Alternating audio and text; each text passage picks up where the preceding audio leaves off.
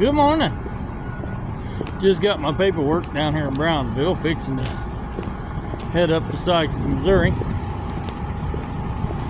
Thought I'd talk to you today a little bit about a conversation me and my boss man had here a while back. He was talking about trucking and everything that goes with it. I told him, I says, they took everything that made this job fun and worth having and got rid of it. I said, when I was growing up,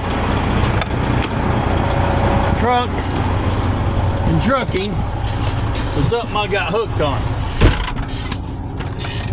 Let me get that foot up there. My stepdad worked for an old boy and he did mechanicking. And he got to rebuild an old Peterbilt that had gotten a wreck. He'd take me to help him.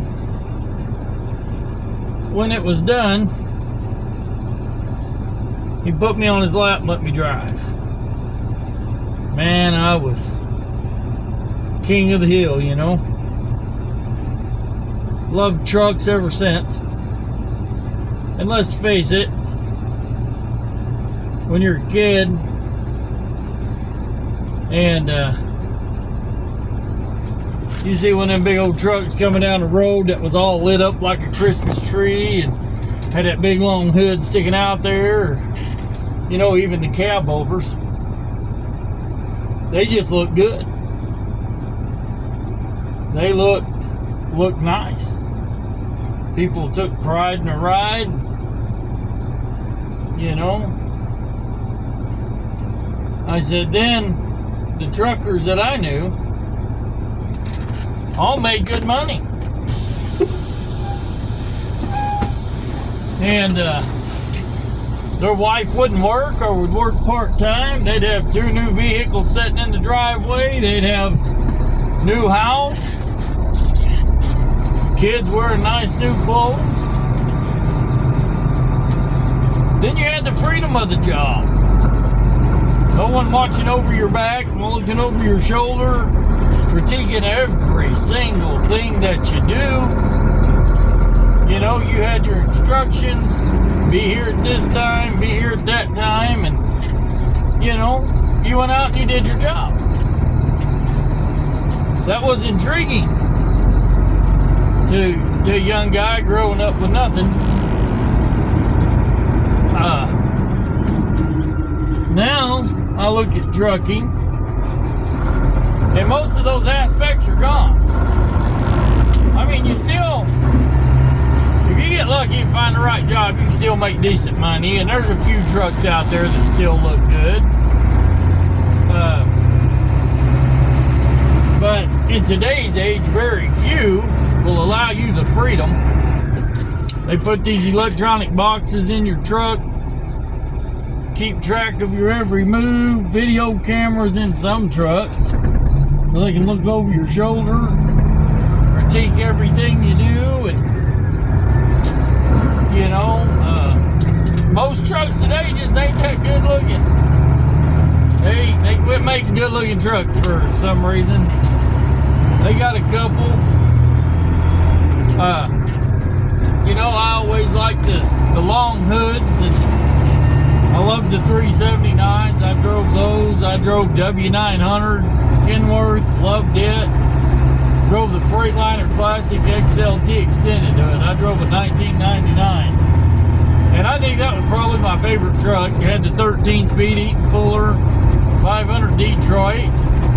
She was wound for sound. I said, but now most of us, you know, most of the trucks are these curb sniffers or anteaters or these sloped hoods. They don't look good no matter what you do. You polish a turd, it's still a turd.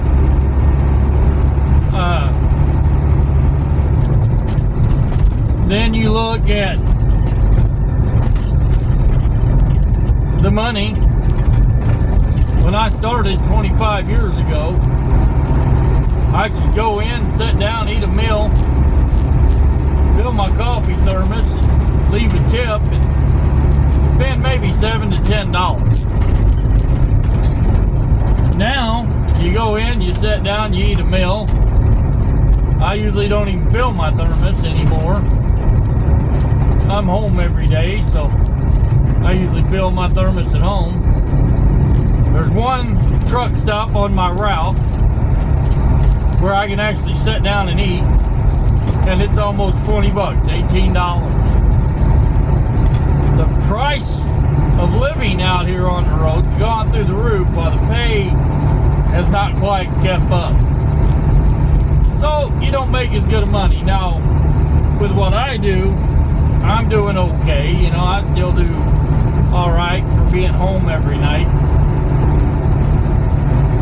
Especially where I live, there's no jobs that pay anything. Unless you're a professional, you know, a doctor, lawyer, something like that.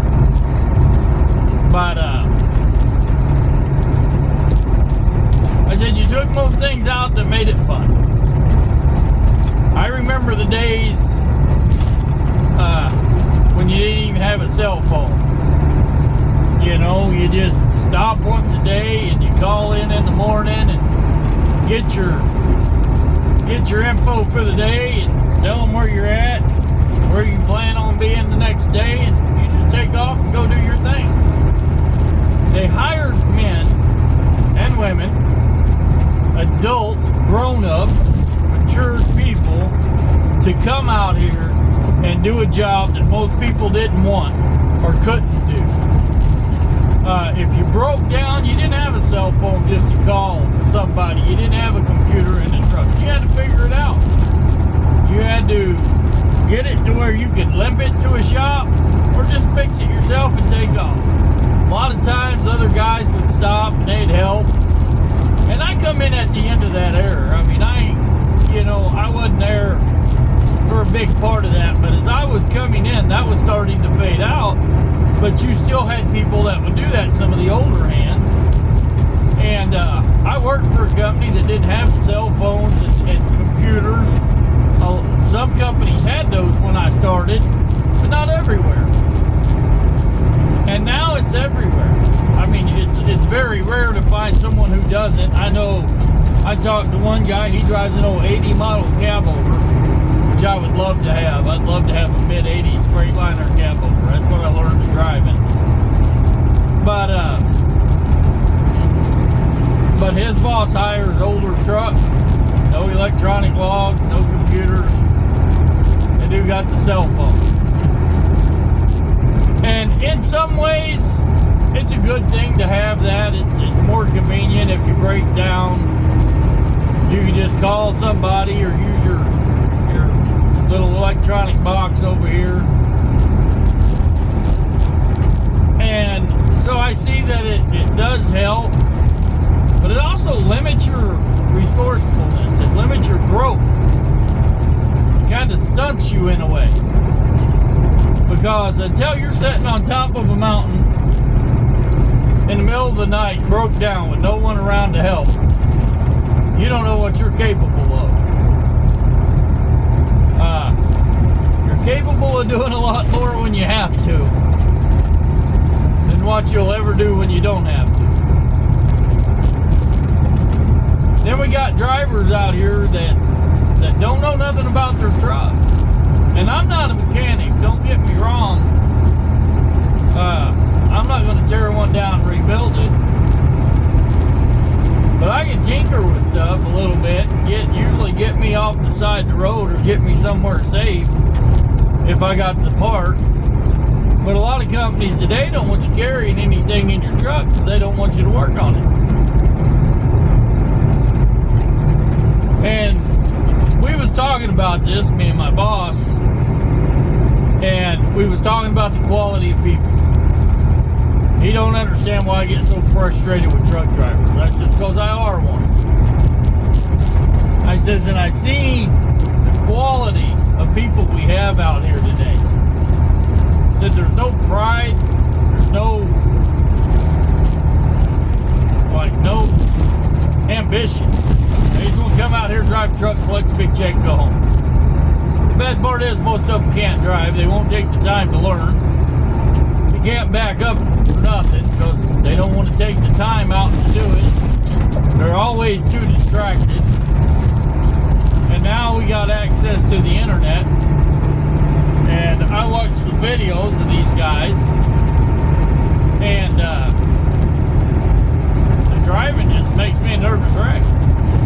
I seen one yesterday. Truck come up on a wreck or something. Everybody was stopped. It was dark. They had their flashers going. I think he plowed into like 4 or 5 cars. Just stacked them up. And somebody said it wasn't the driver's fault.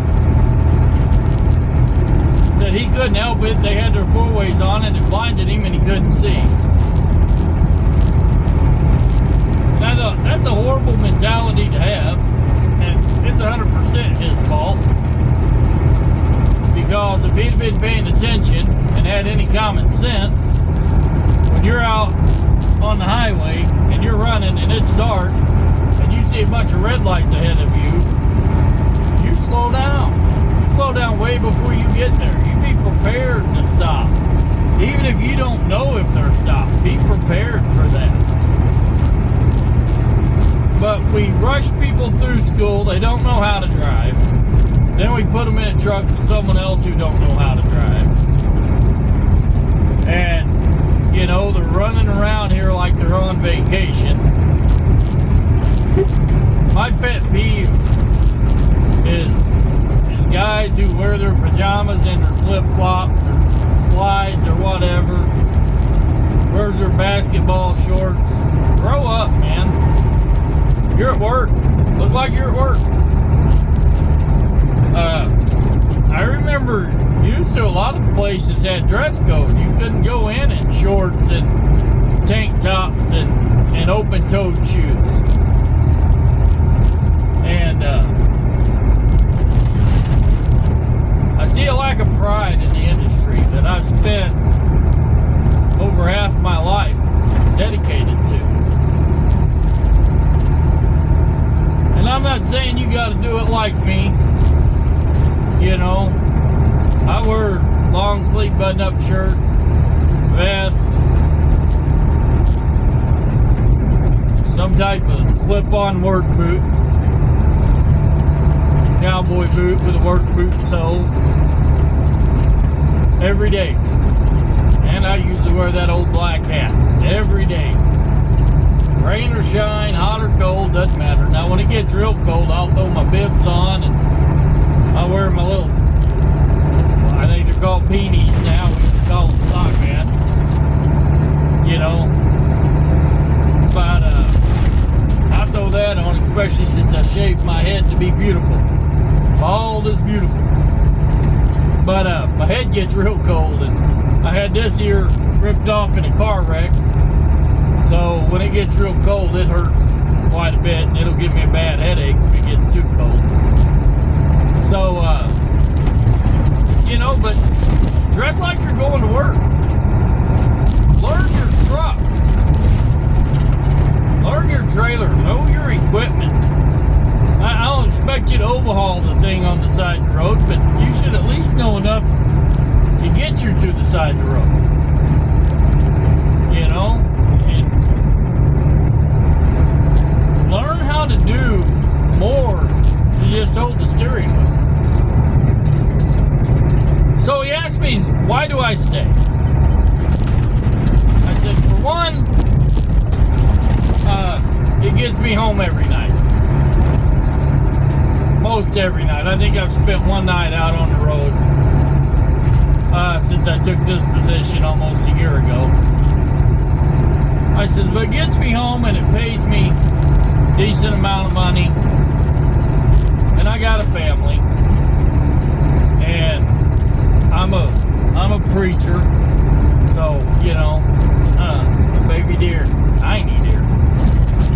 So, you know, I like being home for church. And I got 3 kids, a 13-year-old, a 1.5-year-old, and a 5-month-old. I like being home with them. And I'm one of those weird guys who actually love my wife and like spending time with her. And, you know, I like that. So I stay where I'm at. There's not a lot of job options where I live. But to me, I get up at 3 o'clock in the morning and I drive, I think it's 36 minutes to the yard, and I get in this truck, and I still got one with a gear shift. I told them, I says, I spent a lot of time and money learning how to drive a truck with a gear shift. So I want a truck with a gear shift. I don't like automatics. I've drove them. I despise them. And I've drove in the city. You know, I've been to Chicago. I've been to New York. I've been to LA. I've been pretty much anywhere you could go.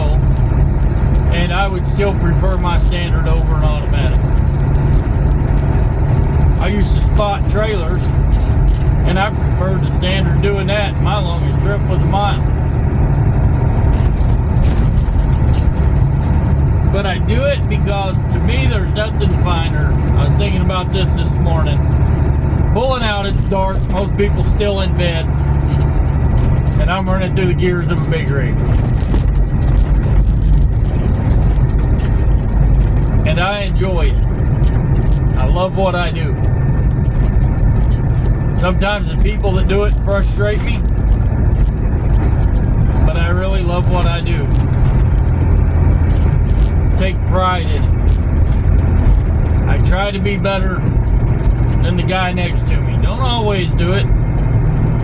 There's some guys out here I know can probably drive me under the table and can do a lot more mechanicking than I can and stuff like that. But take pride in what you do. Try to be better than you was yesterday. Learn more about the industry you're in. And I don't care if you're in trucking or if you're in factory work, whatever it is. Always try to elevate yourself. I've worked in the office with the boss some. I would like to do it some more, but where I'm at, the office work don't pay. But I'm hoping that someday when I'm ready to step out of a truck in a few years, that I will be able to step in to another role in this industry that I love. One of our drivers is parked over here. I'm kind of curious. I ain't never seen another one of our trucks down here at this little gas station. And, you know, but learn more. Be better. Do better. Practice. Study. You know, don't ever give up trying. Really, folks. Just stop signs don't mean much down here in Bells, Tennessee. But, if you're a truck driver, especially if you're a truck driver, try to get better at it. And that's my view from the driver's seat. So as always, shiny side up, greasy side down, and we'll catch you on the flip-flop. I'm going to jump off in here and grab me a soda water. We'll see you after a while.